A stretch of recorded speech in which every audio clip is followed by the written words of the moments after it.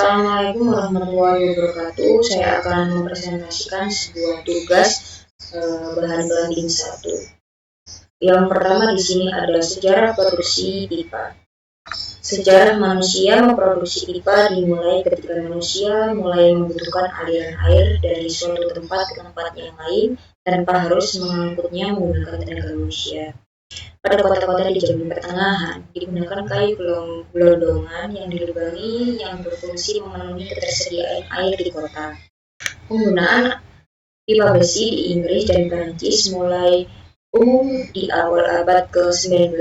Aliran pertama pipa besi, cast iron, untuk Philadelphia digunakan pada tahun 1817 dan untuk kota New York pada tahun 1832. Baru pipa digunakan untuk pengangkutan bahan bakar minyak dan juga gas dimulai di Inggris menggunakan lembaran besi yang dibentuk menggunakan silinder, kemudian sisi-sisinya dilas. Lalu pada tahun 1887 di Amerika dibuatlah pipa pertama berbahan baja. Pada pertengahan abad ke-19 barulah pipa seamless tanpa celah ataupun sambungan dicoba untuk diproduksi untuk beberapa kebutuhan. Di Jerman dikembangkan proses yang dinamakan management. Proses pada tahun 1885 dan mulai digunakan di Inggris pada tahun 1887. Di Amerika dibangun pabrik pipa seamless pada tahun 1895.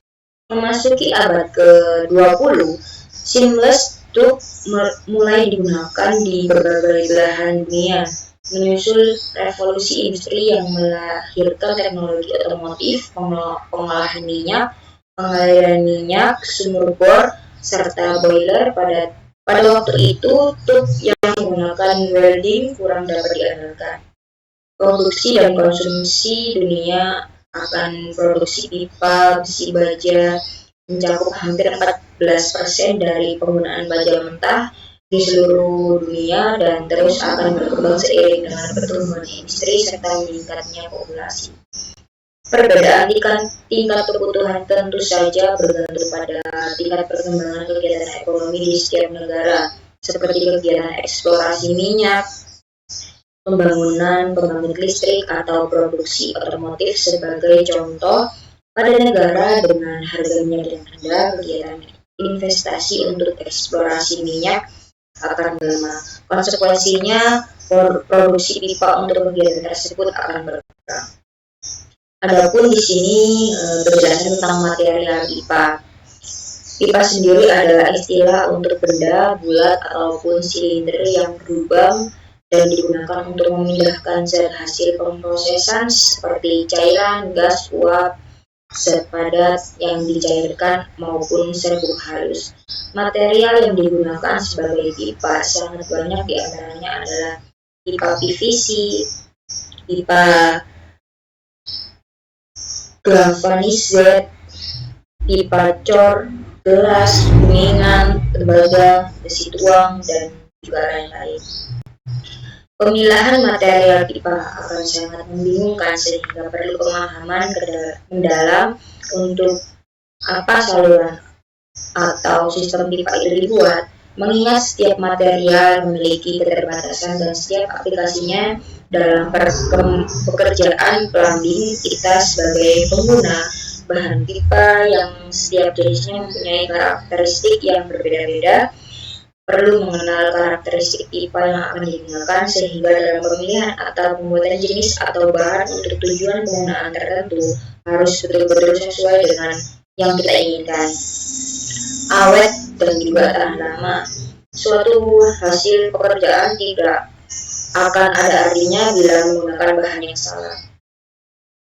Untuk itulah pengetahuan tentang bahan-bahan yang digunakan pada suatu pekerjaan menjadi sangat penting. Salah satu komponen yang penting adalah dalam sistem plumbing adalah pipa. Pengetahuan mengenai bahan-bahan yang dipergunakan pada pekerjaan sistem plumbing meliputi jenis dan fungsi pipa, alat penyambungan, peralatan saniter, dan juga bahan-bahan untuk pembuatan saluran.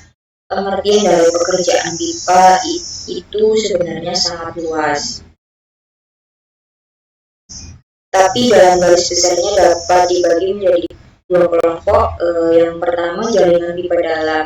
Jaringan pipa dalam adalah pemasangan atau penyambungan pipa-pipa untuk memasukkan dan pipa pengeluaran khusus yang terdapat di dalam bangunan untuk segala keperluan alat plumbing seperti kamar mandi, WC, tempat cuci piring, tempat cuci tangan, air kecil, jaringan pipa gas, jaringan pipa keperluan rumah, dan juga lain-lain. Yang kedua, jaringan pipa luar. Jaringan pipa luar adalah pemasangan atau penyambungan pipa-pipa di bangunan. Batasan tanggung jawab perawatan dan perbaikan kerusakan adalah sebagai berikut. Dari meteran ke dalam, instalasi dalam rumah adalah tanggung jawab yang punya gedung ataupun rumah. Dari meteran keluar adalah tanggung jawab PDAM atau pihak penjual jenis jasa pipa dan ukurannya. Pipa mempunyai banyak ukuran, mulai dari yang terkecil dengan ukuran diameter 1 inch sampai ukuran yang sangat besar dengan diameter 72 inch. Secara umum, material yang banyak digunakan untuk pipa dan komponennya terbagi atas dua kategori. Yang pertama, metalik ataupun logam. Non-metalik, non-logam. Untuk jenis metalik dibagi menjadi dua, yaitu ferrous dan non-ferrous. Ferrous yang digunakan untuk menamai ukuran pipa NPS. Nominal pipe size adalah ukuran standar Amerika Utara dengan ukuran berdasarkan inch. Diameter nominal adalah menunjukkan ukuran Eropa dengan ukuran berdasarkan milimeter. Selain pemasangan dengan NPS dan DN, maka ada pemasangan yang selalu tidak ketinggalan ketika disebutkan ukuran pipa, yaitu schedule. Schedule adalah suatu penunjukan ukuran ketebalan dinding pipa dan atau dengan kata thickness. Perbedaan NPS dan OD. Perbedaan antara NPS dan OD dimulai dari pipa ukuran NPS 1/4 sampai dengan ukuran NPS 12. Sedangkan ukuran pipa dengan NPS 12 inch, maka NPS yang ditunjukkan sesuai dengan OD dari pipa tersebut. Ada salah satu perbedaan yang lain lagi yang bisa dilihat dari tabel daftar pipa, yaitu S. Setelah nomor schedule seperti contoh 5S, hal ini khusus untuk menunjukkan bahwa schedule tersebut untuk material khusus stainless steel, sedangkan schedule tanpa huruf S adalah untuk pipa dengan material selain stainless steel.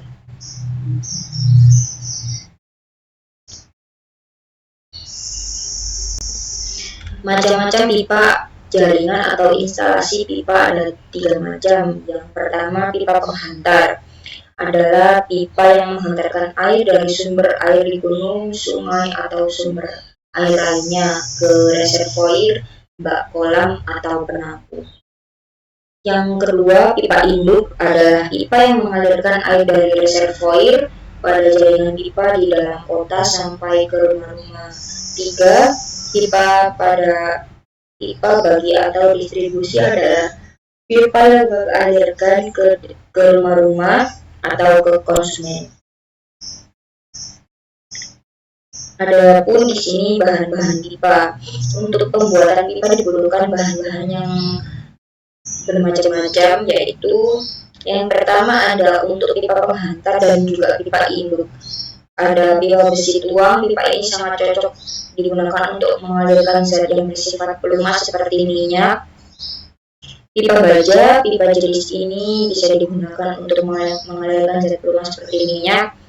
Pipa jenis ini merupakan kekuatan yang lebih baik daripada pipa jenis pipa tuang. Adapun pipa beton, pipa PVC, pipa asbesmen, dan juga pipa stainless steel. Yang kedua, untuk pipa pembagi atau distribusi ada pipa galvanis, pipa PVC, pipa tembaga, pipa besi tuang, pipa kuningan, dan juga pipa timah hitam. Adapun